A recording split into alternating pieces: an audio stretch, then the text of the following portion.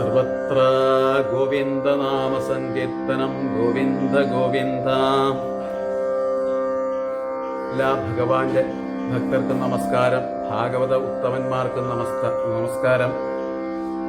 ശ്രീമദ് ഭാഗവത എന്ന് പറയുന്നത് ചതുശ്ലോകി ഭാഗവതം എന്ന യഥാർത്ഥത്തിൽ അതറിയപ്പെടുന്നത് 4 ശ്ലോകങ്ങളാണ് നാരദ മഹർഷി നമ്മുടെ വ്യാസഭഗവാൻ പറഞ്ഞു കൊടുക്കുന്നത്. ആ 4 ശ്ലോകങ്ങൾ 9-ാം അധ്യായത്തിൽ 2-ാം സ്കന്ധത്തിലാണ് പറഞ്ഞു കൊടുത്തിരിക്കുന്നത്.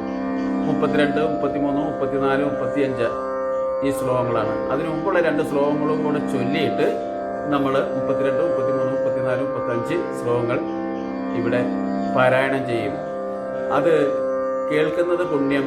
അതുപോലെ തന്നെ ഈ ശ്ലോകങ്ങൾ ഏതാണെന്ന് തിരിച്ചറിഞ്ഞ് എല്ലാ ദിവസവും ഇത് പാരായണം ചെയ്യുകയാണെങ്കിൽ ശ്രീമദ് ഭാഗവതം മുഴുവൻ വായിക്കുന്നതായിട്ട് ഉള്ള ഫലം കിട്ടും എന്നാണ് പറയപ്പെടുന്നത്.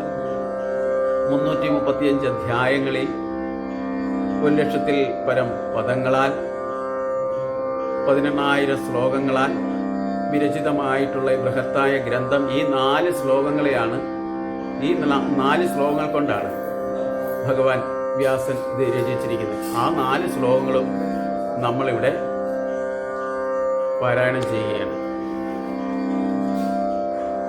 ഭഗവാൻ പറയാണ്, ഭഗവാൻ വാച. ഇത് 30-ാമത്തെ ശ്ലോകവും 31-ാമത്തെ ശ്ലോകവും ഈ വായിക്കുന്നത്.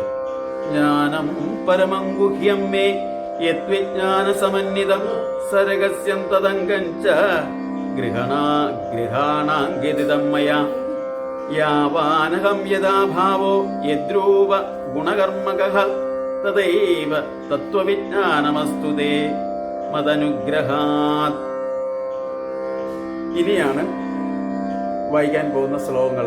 32, 33, 34, 35 ഈ 4 ശ്ലോകങ്ങൾ ഇനി വായിക്കുകയാണ്.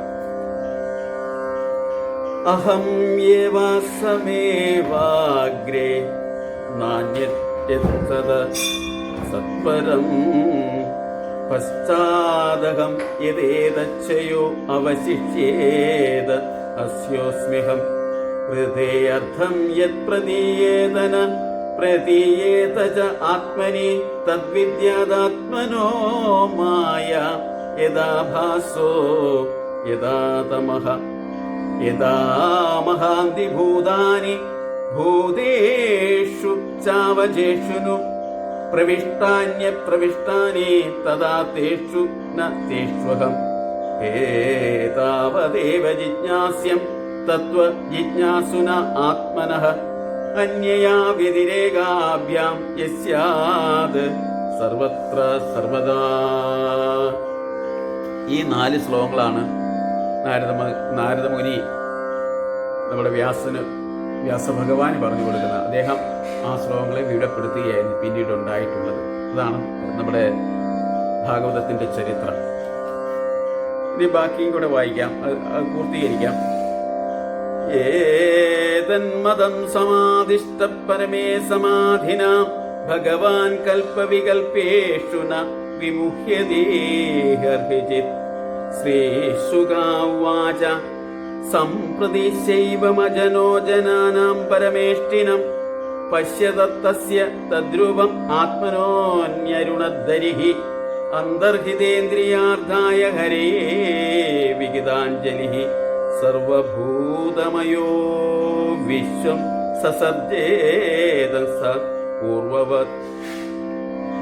പ്രജാപതിർധർമ്മപതിരേകദാ നിയമാൻ യമാൻ ഭദ്രം പ്രജാനാമന്വിച്ഛന്നാതിഷ്ഠസ്വാദ്യകാമ്യയ തം നാരദഃ പ്രിയതമോരിഖ്യാദാനമനുവൃതഃ ശുശ്രൂക്ഷമാണശീലേന പ്രശ്രയേണ ദമനേ ച മായാ വിവിദിഷൻ വിഷ്ണോർമായേശ്യസ്യ മഹാമുനിഃ മഹാഭാഗവതോ രാജൻ പിതരം പര്യതോഷയത് തുഷ്ടം നിശമ്യ പിതരം ലോകാനാം പ്രപിതാമഹം ദേവർഷിഃ പരിപപ്രച്ഛ ഭഗവാൻ യന്മാനുവൃച്ഛതി ഇസ്മായിദം ഭാഗവതം പുരാണം ദശലക്ഷണം പ്രോക്തം ഭാഗവത പ്രാഹ പ്രീതഃ പുത്രായ ഭൂതകൃത് നാരദഃ പ്രാഹ മുനയേ സരസ്വത്യാ നടേ നൃപ ധ്യായതേ ബ്രഹ്മം പരമം വ്യാസായാമീത തേജസേ യേതുദാഹം ത്വയാ പൃഷ്ടോ വൈരാജ്യാത് പുരുഷാദിതം യഥാസീത്തതുപാക്യാസ്യേ പ്രശ്നാന്യാം ച കൃഷ്ണശഃ ഇതി ശ്രീമദ്ഭാഗവതേ മഹാപുരാണേ പാരമഹംസ്യാം സംഹിതായ ദ്വിതീയസ്കന്ധേ നവമോധ്യായഃ. ഇത് എല്ലാ ദിവസവും എല്ലാവരും പാരായണം ചെയ്യുന്നത് വളരെ നല്ലതാണ്. ഭഗവാന്റെ അനുഗ്രഹം തീർച്ചയായിട്ടും ഉണ്ടാകും, അതിനൊരു സംശയമില്ല. എല്ലാവരും ഇത് പാരായണം ചെയ്യണം എന്ന് വളരെ വിനയത്തോടു കൂടി ഞാൻ അപേക്ഷിക്കുകയാണ്. ഹരിഹി ഓം തത്സത്.